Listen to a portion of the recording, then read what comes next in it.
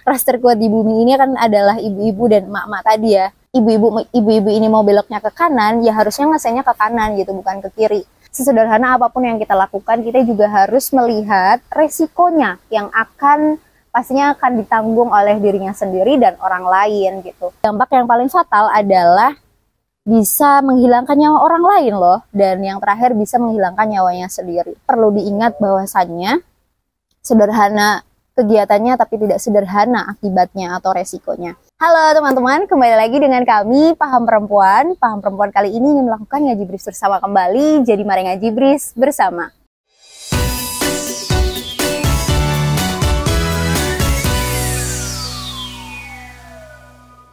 Ibu-ibu adalah penguasa jalanan. Seringkali kita semua melihat, mendengar, bahkan merasakan sendiri terkait fenomena atau peristiwa ini ya. Ibu-ibu yang sangat suka mengendarai sepeda motornya dengan sesuka hati. Alih-alih beliau ini memiliki 9 nyawa, jadi seenaknya sendiri gitu ketika mengendarai sepeda motornya. Sesederhana ketika ibu-ibu ini mengklik tombol sen atau lampu sen tadi ya, ngesen ke kiri tapi ternyata beloknya ke kanan gitu, atau tiba-tiba ibu-ibu ini berhenti di tengah jalan yang mana tanpa ada aba-aba apapun gitu. Nah, dari beberapa fenomena atau peristiwa ini pastinya muncul dong beberapa pertanyaan ya teman-teman. Salah satunya pertama, kenapa ya gitu ibu-ibu ini bisa melakukan hal seperti itu atau mengendarai sepeda motornya dengan sesuka hati. Nah, karena kita beberapa kali memberikan secara intens atau ya mengalir ngelihat fenomena ini, mungkin jawaban ini yang paling tepat gitu teman-teman. Kenapa sih ibu-ibu ini bisa mengendarai sepeda motornya dengan sesuka hati? Karena di awal orang yang ngajarinya ini, entah itu suaminya, anaknya, adiknya, atau bahkan tetangganya, tidak memberikan informasi atau edukasi secara detail gitu teman-teman.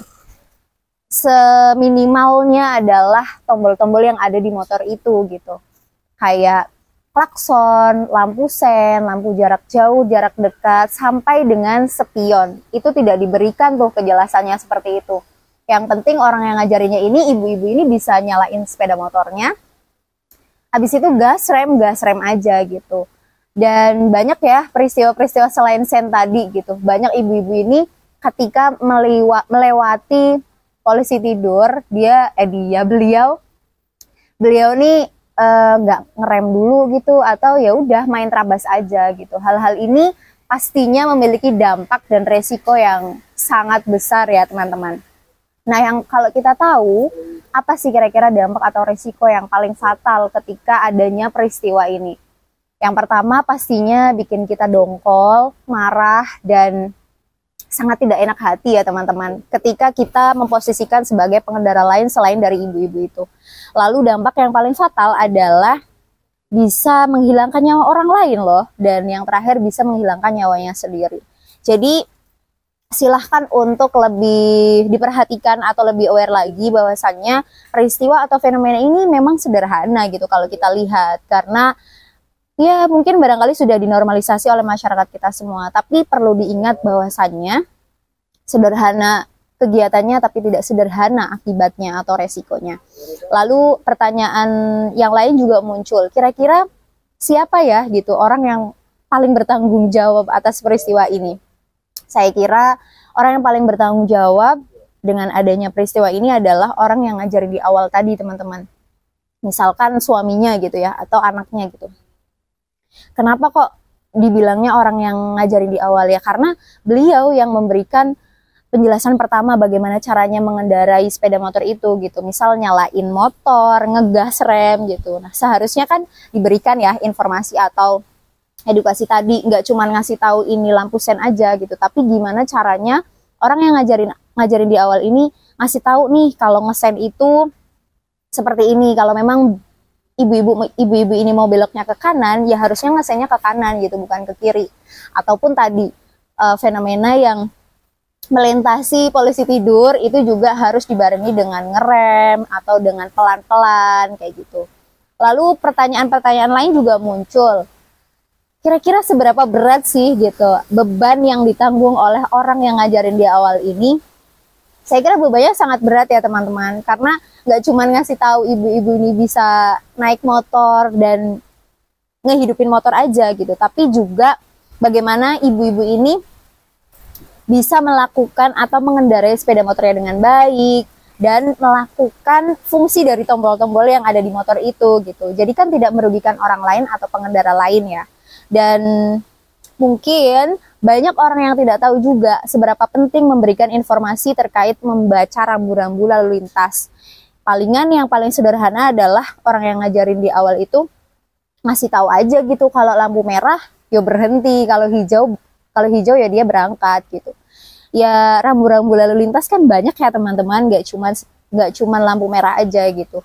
Dan seringkali kita lihat dan merasakan ibu-ibu ini melawan arus atau melawan arah gitu, padahal di situ jelas bahwasanya ada rambu-rambu lalu lintas hanya bisa dilalui oleh satu arah aja gitu. Tapi ibu-ibu ini ya tetap aja karena merasa tadi memiliki 9 nyawa atau ya yang paling benar gitu. Nah, ketika kita melihat peristiwa atau fenomena ini sangat sederhana ya teman-teman, tapi perlu diingat bahwasanya sesederhana apapun yang kita lakukan, kita juga harus melihat resikonya yang pastinya akan ditanggung oleh dirinya sendiri dan orang lain gitu. Jadi bagaimana caranya kita lebih aware atau lebih peduli terhadap diri kita sendiri dan orang lain. Yang pertama mungkin sederhananya adalah mindset tidak merugikan orang lain ya teman-teman. Lalu kebanyakan kan kalau dari kita nih, misal kita mau berangkat kemana gitu, entah jauh ataupun dekat ya, kita mencoba untuk menanamkan diri kita gitu, kayaknya nanti aku naik motor harus hati-hati deh, pelan-pelan aja gitu. Tapi banyak banget kan pengendara lain yang seenaknya sendiri gitu, selain ibu-ibu mungkin banyak juga gitu. Tapi ya kembali lagi, ras terkuat di bumi ini kan adalah ibu-ibu dan emak-emak tadi ya. Mereka benar-benar ngerasa paling benar aja gitu, dan mengendarai sepeda motor tuh ya udah, yang penting motor itu hidup, habis itu gas rem aja gitu. Nah teman-teman boleh ya mampir di kolom komentar kami, gimana sih caranya gitu memberikan informasi atau edukasi kepada ibu-ibu ini agar lebih paham dan lebih efektif gitu, biar ngena ke ibu-ibu dan bisa terrealisasikan dengan baik. Dan adanya Ngaji Bris ini tentunya kami mengajak kepada semua orang yang bisa naik motor, entah itu anak-anak belum boleh kali ya, remaja perempuan, ibu-ibu atau yang lainnya, untuk lebih peduli terhadap diri kita sendiri dan orang lain. Bagaimana caranya kita nih nggak menormalisasi hal-hal sederhana ini tapi memiliki dampak yang sangat fatal gitu. Pastikan teman-teman sudah klik loncengnya agar teman-teman juga selalu mendapatkan notifikasi video-video terbaru dari kami, dan silahkan untuk like, share, dan komen. Semoga Ngaji Bris kali ini bermanfaat dan bisa membuka mindset teman-teman semua. Dan disclaimer, ini tidak menyalahkan atau memojokkan kepada para ibu-ibu atau emak-emak dan mungkin calon ibu-ibu. Semoga bermanfaat. Wassalamualaikum warahmatullahi wabarakatuh.